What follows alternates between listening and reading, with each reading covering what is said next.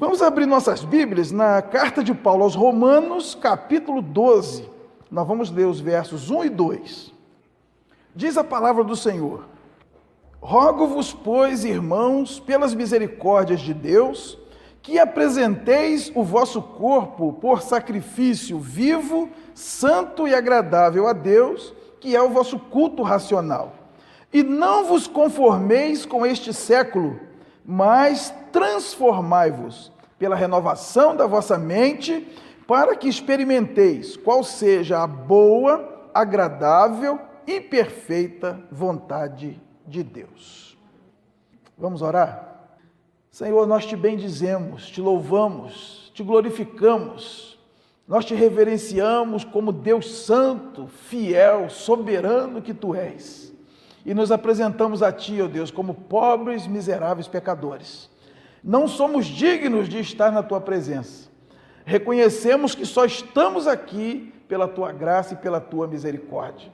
E porque um alto preço foi pago, não por ouro, prata ou pedras preciosas, mas pelo precioso sangue do teu Filho, o teu unigênito, que cobre as nossas vidas e nos torna dignos de estar então na tua presença e sermos chamados teus filhos. Deus, nós abrimos agora a tua palavra com reverência, com temor e tremor, reconhecendo que homem algum na face da terra tem condição de entender, interpretar e falar da tua palavra, a não ser que receba a instrução do alto. A tua palavra é um mistério, oculto aos sábios e entendidos, mas é revelado aos pequeninos. Pedimos a Deus que o Senhor cuide da nossa segurança nesse momento que estamos aqui, repreenda toda ação do homem mau, violento, sanguinário, repreenda também toda ação do inferno nesse lugar, que possamos, ó Deus, com toda tranquilidade ouvir a tua voz. Nós te pedimos isso, Senhor, em nome de Jesus. Amém. Não podemos entrar no esquema do mundo. É sobre isso que nós vamos conversar nessa noite. Irmãos, a Bíblia apresenta este mundo como um sistema pernicioso, dominado pelo inimigo das nossas almas. Nós podemos ler isso, por exemplo, em 1 João 5,19. O mundo inteiro jaz no maligno. O apóstolo João nos alerta que não podemos amar esse sistema, porque esse sistema é antibíblico, é anti-amor e é anti-Deus. Em 1 de João, capítulo 2, versículos 15 e 16, ele vai dizer: não ameis o mundo, nem as coisas que há no mundo, porque se alguém amar o mundo, o amor do Pai não está nele. E esse mundo, irmãos, ele tem os seus esquemas. Aqui nesse texto nós vamos encontrar dois verbos: conformar e transformar. A palavra conformar, usada por Paulo aqui, ela vem do grego sistematizo, que significa assumir a forma, encaixar-se no esquema. E a gente percebe que todo lugar que a gente vai tem seus esquemas, não tem? A política tem seus esquemas. Quando a gente chega no ambiente de trabalho, você percebe que ali já existe um esquema. E a palavra esquema, apesar de não ter um sentido pejorativo na sua raiz, porque esquema é uma estratégia, né? Um time de futebol tem um esquema tático, é uma estratégia para ele poder vencer o seu adversário. Mas essa palavra esquema, ela é tão usada para o mal, que ela praticamente já foi dicionarizada como algo nocivo, algo pernicioso. O segundo verbo que Paulo usa aqui nesse texto é transformar. A palavra transformação vem do grego metamorfô, que significa transfigurar, mudar de forma. Metamorfose. O crente deveria ser uma metamorfose ambulante, sempre se transformando para melhor. Nós temos exemplos aí de metamorfose, né? Uma lagarta vira uma borboleta, um milho vira pipoca. Transformar é você mudar de forma, se transfigurar. E quando a gente se depara com um esquema, nós temos duas opções. Ou nós nos conformamos ao esquema, ou seja, nós entramos no esquema, ou então nós transformamos, nós buscamos mudar o sistema. Então, nós não podemos fugir dessa realidade, que é um sistema instituído. Ou a gente entra nele, ou a gente luta para transformar esse sistema. E para que não haja conformação com esse mundo, para que a gente não entre no esquema desse mundo, nós precisamos tomar algumas atitudes que geram transformação. A primeira atitude que nós precisamos tomar é o arrependimento. Olha o que diz em Atos capítulo 2, versículo 38. Respondeu-lhes Pedro: arrependei-vos, e cada um de vós seja batizado em nome de Jesus Cristo para a remissão dos vossos pecados, e recebereis o dom do Espírito Santo. A primeira atitude para não entrarmos no esquema do mundo é o arrependimento. A palavra da língua grega para arrependimento é metanoia, que significa mudança de mente, mudança de ideia. No texto que nós lemos, Paulo diz: transformai-vos pela renovação da vossa mente. Ou seja, tem que mudar primeiro aqui dentro, para depois as atitudes virem como consequência. A mensagem de arrependimento, irmãos, estava na boca de praticamente todos os profetas. No Novo Testamento, por exemplo, nós vemos que a mensagem de arrependimento estava na boca de João Batista, lá em Mateus capítulo 3, versículo 2. Arrependei-vos, porque está próximo o reino dos céus. Logo depois, Jesus também pregou a mensagem de arrependimento, em Mateus capítulo 4, versículo 17. Daí por diante passou Jesus a pregar e a dizer: arrependei-vos, porque está próximo o reino dos céus. E a mensagem de arrependimento também estava na pregação da igreja de Atos, em Atos capítulo 2, versículo 38. Arrependei-vos e cada um de vós seja batizado. Então, o primeiro passo rumo à transformação é o arrependimento. Eu preciso mudar de ideia. Mudar de ideia em relação a quê? Irmãos, a quase tudo. Arrependimento é mudar de ideia em relação a Deus, em relação às pessoas, em relação ao mundo, em relação ao pecado, em relação aos valores. Desde o começo, Deus disse ao homem o que é certo e o que é errado na vida terrena. Gênesis 1, de 27 a 31, diz assim: criou Deus, pois, o homem à sua imagem. A imagem de Deus o criou, homem e mulher os criou. E Deus os abençoou e lhes disse: sede fecundos, multiplicai-vos, enchei a terra e sujeitai-a. Dominai sobre os peixes do mar, sobre as aves dos céus e sobre todo animal que rasteja pela terra. E disse Deus ainda: eis que vos tenho dado todas as ervas que dão semente e se acham na superfície de toda a terra, e todas as árvores em que há fruto que dê semente. Isto vos será para mantimento. E a todos os animais da terra, e a todas as aves dos céus, e a todos os répteis da terra, em que há fôlego de vida, toda a erva verde lhes será para mantimento. E assim se fez. Viu Deus tudo quanto fizera, e eis que era muito bom. Houve tarde e manhã o sexto dia. Agora no capítulo 2, versículos 15 a 17. Tomou, pois, o Senhor Deus ao homem e o colocou no jardim do Éden para o cultivar e o guardar. E o Senhor Deus lhe deu esta ordem: de toda árvore do jardim comerás livremente, mas da árvore do conhecimento do bem e do mal não comerás, porque no dia em que dela comeres, certamente morrerás. Deus criou homem e mulher, ambos feitos à sua imagem e semelhança, e deu todas as instruções sobre o que o homem deveria fazer na terra. E a coisa ia muito bem. Não sabemos por quanto tempo a situação ficou desse jeito. O homem entendendo que precisava obedecer a Deus. Até que um dia, o homem, enganado pelo tentador, entrou em rebelião contra Deus. Isso está aí em Gênesis capítulo 3, versículo de 1 a 7. Mas a serpente, mais sagaz que todos os animais selváticos que o Senhor Deus tinha feito, disse à mulher: é assim que Deus disse, não comereis de toda a árvore do jardim? Respondeu-lhe a mulher: do fruto das árvores do jardim podemos comer, mas do fruto da árvore que está no meio do jardim, disse Deus: dele não comerás, nem tocareis nele, para que não morrais. Então a serpente disse à mulher: é certo que não morrereis, porque Deus sabe que no dia em que dele comerdes, se vos abrirão os olhos, e como Deus sereis conhecedores do bem e do mal.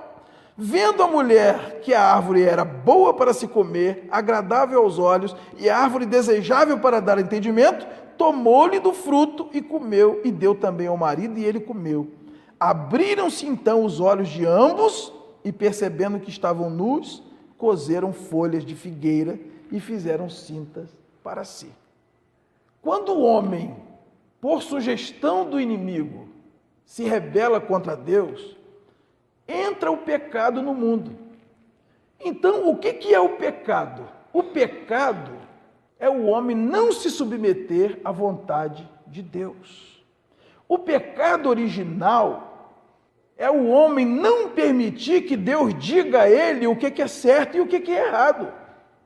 E não é esse o mesmo pecado que impera hoje em dia? O pecado é sempre o mesmo. Não deixe que Deus diga o que você tem que fazer. Ou seja, não faça a vontade de Deus. É por isso que o apóstolo Paulo vai encerrar o escrito dele dizendo: não se conformando com o esquema do mundo, mas você transformando a sua mente, você vai experimentar a vontade de Deus, que é boa, perfeita e agradável. O arrependimento é exatamente a mudança de ideia em relação aos valores da vida, reconhecendo que Deus está certo e que nós estamos errados. E o verdadeiro arrependimento produz frutos dignos de arrependimento, ou seja, o pecado não continua sendo cometido, porque se eu mudei de ideia, eu não posso continuar fazendo. Se eu continuei fazendo, é porque eu não mudei de ideia. Quando a nossa mente é transformada, quando ocorre essa metanoia, essa mudança de ideia, inevitavelmente nossas atitudes vão acontecendo de acordo com aquilo que está na nossa mente. Porque nossos pensamentos se transformam em comportamentos. Então, a primeira atitude para gerar transformação e não conformação ao esquema do mundo é o arrependimento. A segunda atitude é a confissão. Vamos abrir em Romanos capítulo 10, versículo 9. Se com a tua boca confessares Jesus como Senhor, e no teu coração creres que Deus o ressuscitou dentre os mortos, serás salvo. A segunda atitude para não entrarmos no esquema do mundo é a confissão. A palavra grega para confissão é homologel, que significa homologar, significa dizer a mesma coisa que o outro, concordar, consentir. Então, eu me arrependo, acontece a metanoia, eu mudo de ideia e em seguida eu expresso isso, eu confesso. Eu passo a dizer sobre aquilo a mesma coisa que Deus diz. Deus diz: isso aqui é pecado, eu digo: isso aqui é pecado. Isso é confessar. Logo após mudarmos de ideia em relação a Deus e a sua palavra, ato contínuo, nós precisamos declarar isso com a nossa boca. E tem que ser nessa ordem mesmo. Primeiro tem que crer para depois confessar, conforme Paulo diz lá em 2 Coríntios capítulo 4, versículo 13. Eu criei, por isso é que eu falei. Porque se eu falar sem crer, é hipocrisia. Lá em Mateus capítulo 23, de 1 a 3, está escrito assim: na cadeira de Moisés se assentaram os escribas e os fariseus. Fazei tudo o que eles dizem, mas não os imiteis das suas obras, porque eles dizem, mas não fazem. Então a confissão ela tem que ser depois do arrependimento. Se não mudar por dentro, não adianta ficar falando, porque isso não vai refletir a realidade da nossa vida. E essa confissão, ela envolve basicamente dois aspectos. Primeiro, nós precisamos confessar a Cristo. Confessar a Cristo como Salvador, conforme nós lemos aí em Romanos capítulo 10, versículo 9, significa dizer sobre Cristo a mesma coisa que Deus disse. O que é que Deus disse a respeito de Cristo? Quando lemos, por exemplo, em Atos capítulo 4, versículo 12, está escrito lá: não há salvação em nenhum outro, porque não há nenhum outro nome dado entre os homens pelo qual importa que sejamos salvos. Então, quando eu confesso a Cristo como meu Senhor e Salvador, eu estou homologando aquilo que Deus disse. Não tem salvação em nenhum outro, você precisa receber a Cristo como Salvador. Então, quando eu confesso a Cristo, eu concordo com Deus de que a salvação é por meio de Cristo. E também eu preciso confessar os meus pecados. O que é confessar pecado? É dizer sobre as minhas atitudes, sobre a minha conduta, sobre a minha postura, sobre as minhas palavras, aquilo que Deus disse. Agora, é todo mundo que faz isso e é fácil fazer isso? Quantas vezes a gente ouve: não, isso aí não tem nada a ver. Mas na Bíblia está escrito que é pecado. Então, se está na Bíblia, a gente entende que é o que Deus está dizendo. E você lê a Bíblia para a pessoa e a pessoa diz: ah, mas eu tenho outra opinião. Então, eu não estou confessando pecado, eu estou dizendo daquilo algo diferente do que Deus diz sobre aquilo. E a Bíblia é clara, irmão, sobre o que Deus diz do adultério, da mentira, do divórcio, da fofoca, da maledicência, da bebedice, da glutonaria. Quando nós nos vemos numa situação assim e nos arrependemos, a nossa mente muda, então eu passo a confessar os meus pecados, dizendo a Deus: o Senhor estava certo, isso aí é ruim mesmo. E a Bíblia diz que quando eu confesso os meus pecados a Deus, eu recebo o seu perdão. Lá em 1 de João, capítulo 1, versículo 9, diz que se confessarmos os nossos pecados, Ele é fiel e justo para nos perdoar os pecados e nos purificar de toda injustiça. Ah, pastor, mas eu confessei a Deus, preciso confessar para as pessoas? A Bíblia vai dizer em Tiago 5,16 que nós devemos confessar os nossos pecados uns aos outros para sermos curados. Notem que não é perdoado, né? Perdoado você é quando confessa a Deus, até porque Ele é o único que pode perdoar pecado. Então, quando a gente confessa as pessoas, é para sermos curados. Curados de quê? Da culpa, do remorso, do mal-estar. Porque às vezes o pecado foi muito feio, Deus nos perdoou, mas a gente não se sente perdoado. Agora, confessou para Deus, está tudo certo? Deixou para trás? Não é obrigatório confessar para as pessoas. A doutrina cristã não exige que se confesse para as pessoas para que se receba perdão. O perdão vem de Deus. Mas, geralmente, a cura vem quando se confessa também às pessoas. Então, queridos, para que haja transformação, eu preciso dizer sobre o erro aquilo que a Bíblia diz sobre o erro. E a partir daí, eu fugir daquilo. A terceira atitude, para não entrarmos no esquema do mundo, é a conversão. Olha o que está escrito em Atos 3,19.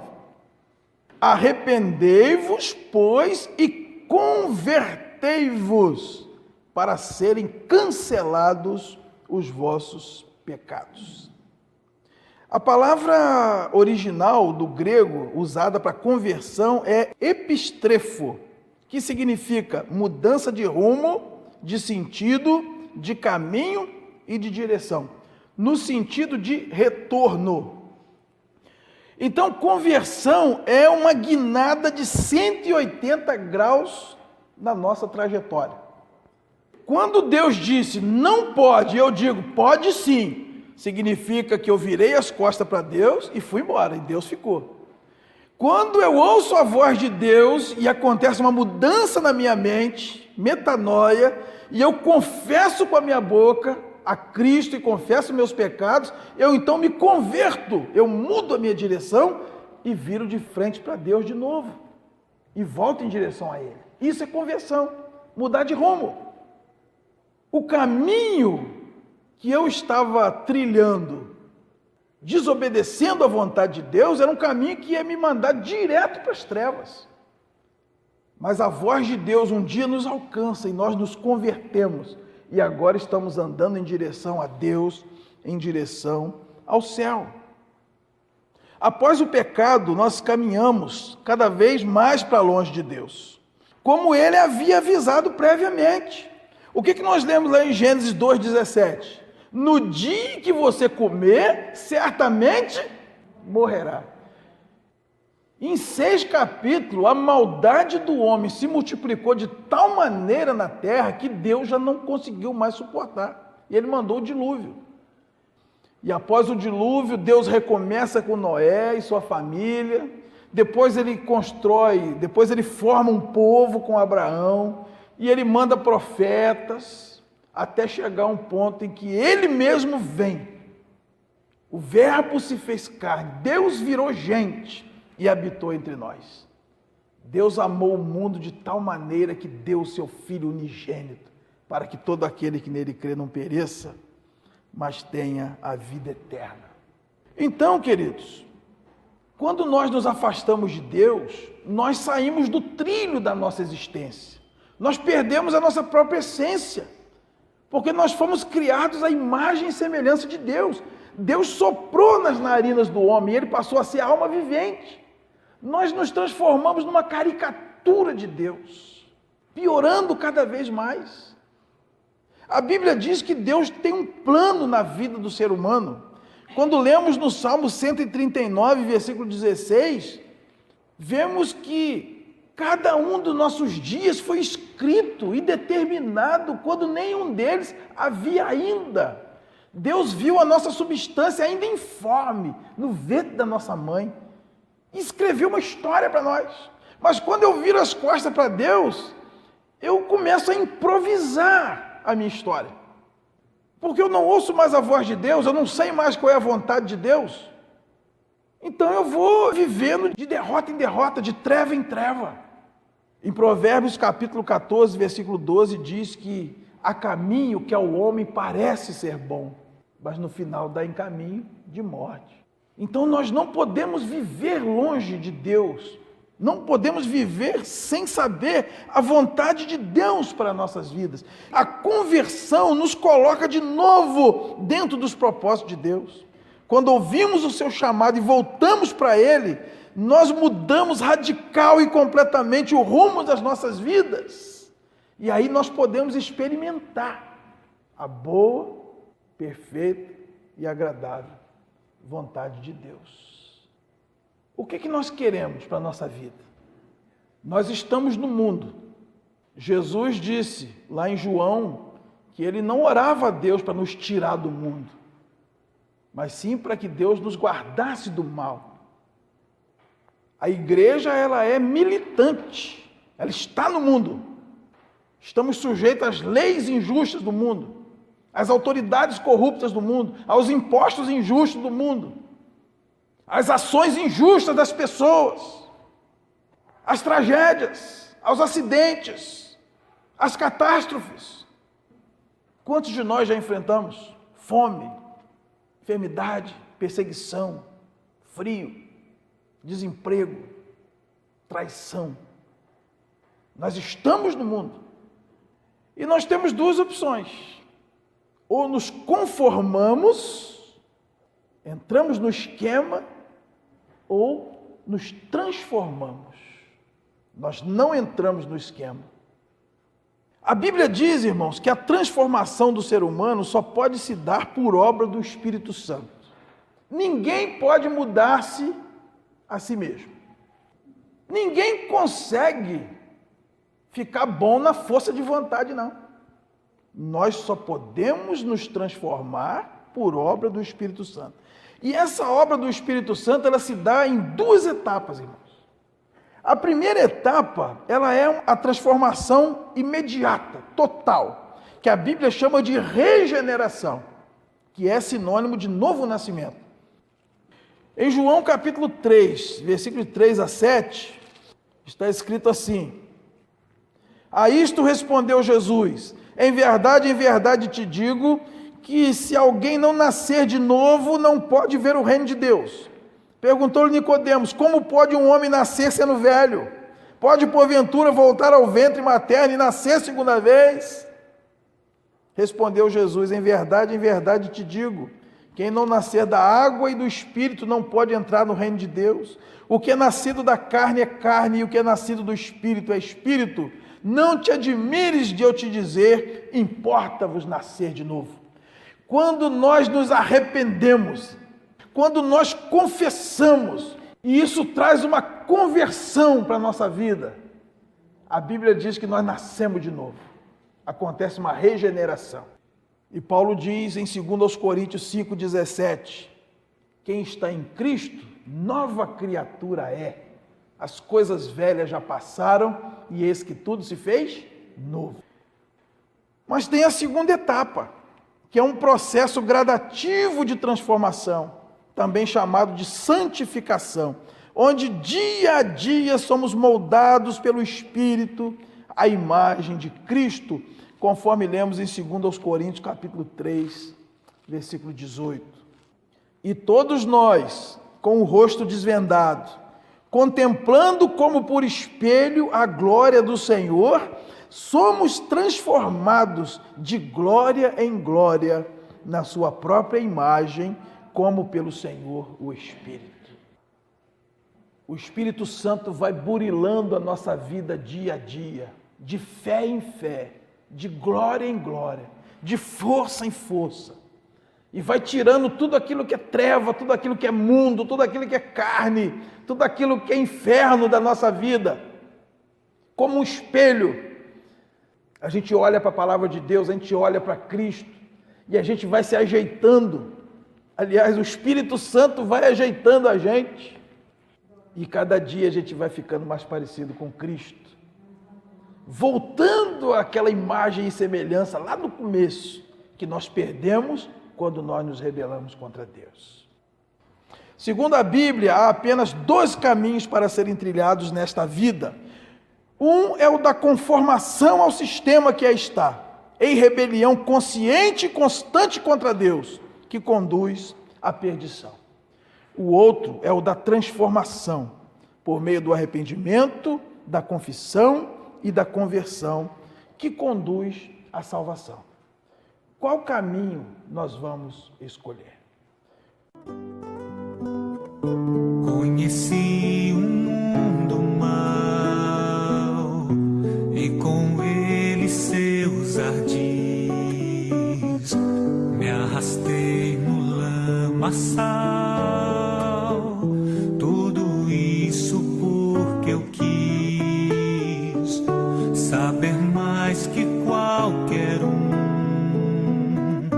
construir algum amor, onde a paz pudesse ser a verdade pra eu ver. Mas Jesus Cristo veio e me achou assim tão sujo, e numa cruz por mim derramou sangue tão puro. Foi assim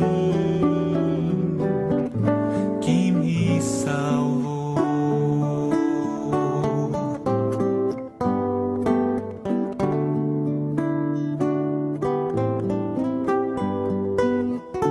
Eu conheço agora sim a clareza de Jesus. Foi das trevas que eu vim, encontrei-me com a luz. Hoje eu quero sim saber do meu Mestre Salvador. Quero dar-lhe meu louvor, eu só nele posso crer. Mas Jesus Cristo veio e me achou assim tão sujo, e numa cruz por mim derramou sangue tão puro. Foi assim que me salvou.